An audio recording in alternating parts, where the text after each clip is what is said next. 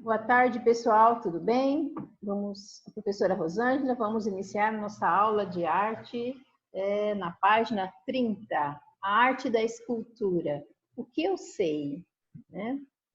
Qual é a profissão da pessoa que aparece? Vocês estão observando que tem uma pessoa, né, esculpindo aqui, né? Pode ser um bronze, uma argila, né? Então, ele está esculpindo aqui. Então, ele é um escultor, né? O que ele está fazendo, né? Ele está esculpindo, né? E ele pode formando o quê? Moldando, né? Modelando. É um trabalho de escultura que pode ser em argila, em mármore, em bronze, madeira e outros materiais, ok? Pode ser trabalhado, o escultor trabalha com vários materiais. Observando aqui, né, dá para ver, né, a aparência de um rosto, né, que ele está formando, né, o escultor. Lindo trabalho, né? Agora na página 32, né? Ideias em construção. O que é uma escultura, né? Observe a seguir a imagem do Cristo Redentor, que fica no alto do Morro do Corcovado, na cidade do Rio de Janeiro, né? Essa é uma imagem lindíssima, quem já foi ao Rio de Janeiro conhece. É a terceira maior escultura de Cristo no mundo, né? Muito linda. O Cristo Redentor, assim como outras esculturas, é uma obra de arte que pode ser observada de frente, de lado, de costas e até de cima, ou seja, você pode dar a volta por toda a obra e você pode e você sabe por que isso acontece, né? Porque a escultura é um tipo de arte feita com volume. Ao esculpi-la, o artista atribuiu à obra uma forma tridimensional, com altura, largura e profundidade. Por isso, ela pode ser observada por diferentes lados, como o Cristo Redentor. Vamos conhecer alguns tipos de arte tridimensional ao longo da história da humanidade, né? Vamos conhecer, olha lá, construindo conhecimentos. As esculturas de diferentes períodos. Olha lá, agora na página 33, ok? As esculturas mais antigas encontradas no mundo são de figuras humanas e de animais, como a escultura a seguir. Olha só, essa aqui é da escultura clássica de Vênus de Willendorf, 25 mil anos antes de Cristo, calcário 11 centímetros, Museu de História Natural de Viena, em Viena. Vocês podem observar, né, que ela destaca as partes femininas, que são os seios, né?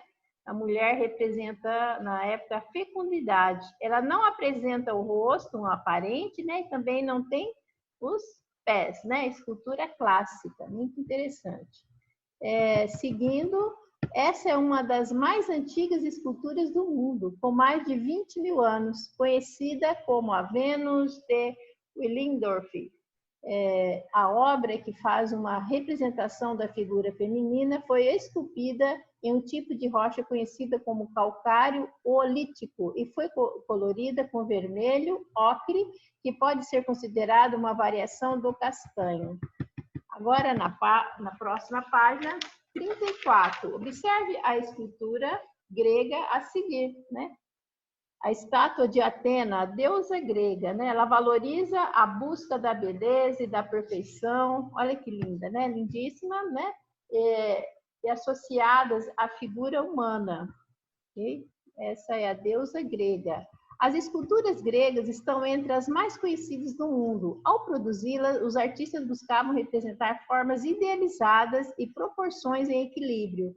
O bronze e o mármore eram os materiais mais utilizados na Grécia Antiga, cujas esculturas inspiraram vários artistas ao longo da história. Agora observe a escultura futurista a seguir. Olha só que interessante, de Umberto Boccioli, Formas Únicas de Continuidade no Espaço, 1913, bronze, 111,2 por 88,5 e 40 centímetros. Museu de Arte Moderna de Nova York, em Nova York. Vocês podem observar que ela tem um efeito, né, do vento passando pelo corpo de alguém correndo, né? Olha só, Interessante, né? Dá a impressão que alguém está correndo e o vento passando pelo corpo. Agora, página 35, continuando, a escultura anterior, produzida em 1913, é do artista italiano Umberto Boccioli. Ela foi esculpida a partir dos ideais do futurismo, movimento artístico que buscava representar a dinâmica dos acontecimentos e a velocidade das transformações da vida contemporânea. A obra reflete o movimento e representando os efeitos do vento passando pelo corpo de alguém correndo. Olha lá. Desculpa.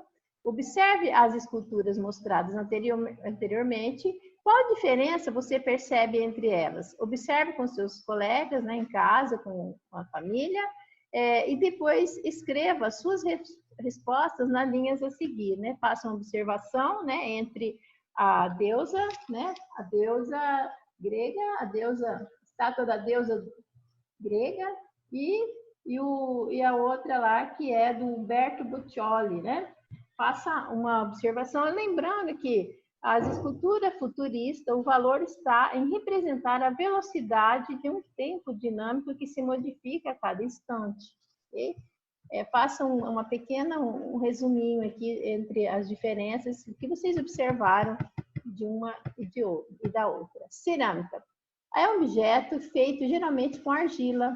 Ela é esculpida com as mãos, com ferramentas apropriadas e muitas vezes com as ferramentas e com as mãos ao mesmo tempo. Essas ferramentas são chamadas de ferramentas de corte e auxiliam o escultor a dar forma à sua obra. Elas possuem formatos diferentes. Algumas são mais finas na pontas e outras são mais largas, como você pode observar na imagem. Olha só, observando aqui essas ferramentas, né, com diferentes pontas e tamanho para esculpir os detalhes dos objetos, né? São diferentes de acordo com cada necessidade para esculpir, né? Para transformar o material numa beleza artística, né? Então é necessário ter as ferramentas adequadas. A cerâmica não é considerada somente obra de arte. Há também a cerâmica industrializada, que dá origem a tijolos, telhas, vasos, entre outros objetos usados no dia a dia, né? Olha aqui, vocês estão observando, né? Está usando as mãos, olha só. Pessoas trabalhando na roda de oleiro, né? Olha só. Nessa imagem, vemos uma pessoa produzindo um vaso de cerâmica. Para isso, ela utiliza uma roda, geralmente feita de pedra ou de madeira, que é conhecida como roda de oleiro, né? Essa roda sustenta a argila e fica girando para que, com as mãos, o oleiro modele a argila, atribuindo o formato que se desejar, que ele deseja. O formato que ele desejar. Então, aqui essa roda, ela vai girando e o homem vai segurando a mão, com as mãos, vai segurando o material e ele vai modelando da forma que ele deseja. Olha lá, fazendo também um trabalho manual, né? Trabalho artístico, um trabalho do oleiro, pessoa que produz objetos de cerâmica. Cerâmica dos povos indígenas. Ao longo da história, a cultura indígena brasileira produziu diversos objetos de cerâmica para guardar os alimentos, brinquedos e objetos para serem usados em rituais, entre outros. Essas peças de cerâmica apresentam formas, desenhos e pinturas que as tornam únicas e mundialmente reconhecidas como objetos de arte. Página 37 agora. Uma das mais conhecidas produções de cerâmica é a arte marajoara, que recebe esse nome porque foi feita pelos indígenas da ilha de Marajó, no estado do Pará.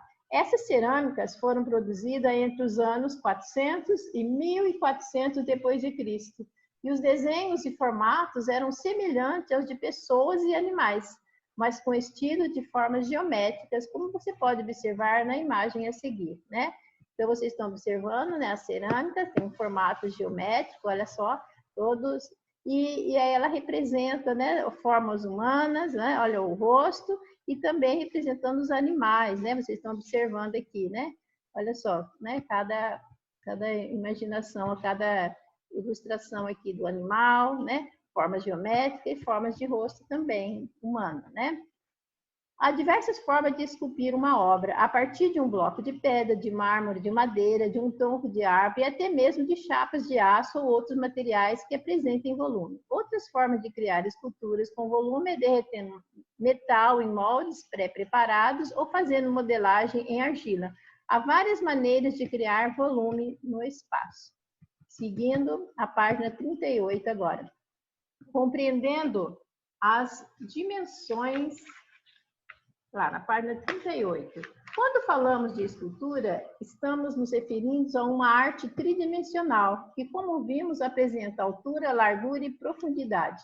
Para você entender melhor, pense que uma folha de papel tem apenas duas dimensões, altura e largura. Uma caixa de papelão tem 3 dimensões, altura, largura e profundidade, né? Bem observado aqui, a folha de papel, né, e a caixa de papelão. Olha só, a altura e a profundidade e a largura, ok? Indo para a página 39, volume no desenho. Todo desenho é feito com linhas em alguns materiais planos, como uma folha de papel sulfite.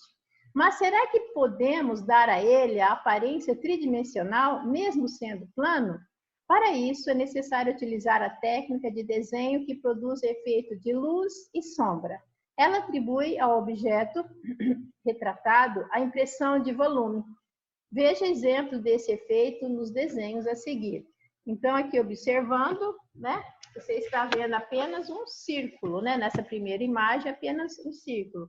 Aqui ela dá, olha só, aqui ela está mais escura, né? São nas bordas, aqui está mais clara, né? As bordas opostas, aqui mais clara, aqui mais escura, né? Nessa borda, isso é uma esfera, né? Aqui já se formou uma esfera, e com a sombra, né? No final, né? No fundo, né? Então, olha só, mais claro é outra borda mais escura, luz e sombra, né? E a sombra no final. O próximo desenho, vocês estão observando um triângulo, e aí, olha só, nessa borda é mais clara, na borda oposta já é mais escura, né? É um cone, formando um cone, com a sombra no final, né? Essa técnica é conhecida como claro escuro, e como vimos, produz efeito de luz e sombra, né? Olha só, a luz e a sombra, dá para ver nitidamente ali. Funciona assim: você utiliza o lápis grafite para pintar de forma desigual, mais escuro em uma das bordas e mais claro próximo à borda oposta. Depois, você desenha uma sombra fora da forma, criando a sensação de uma luz iluminando esse objeto, como pode ser observado nos desenhos que você acabou de ver. Veja no box a seguir, exemplo de tridimensionalidade utilizada em desenhos animados. Bom, por enquanto vocês irão lá na página 137 e fazer uma atividade que está pedindo lá, que é parecida com essa daqui, ok? Fica de tarefa. Até a próxima aula. Por hoje é só. Bons estudos. Obrigada pela atenção.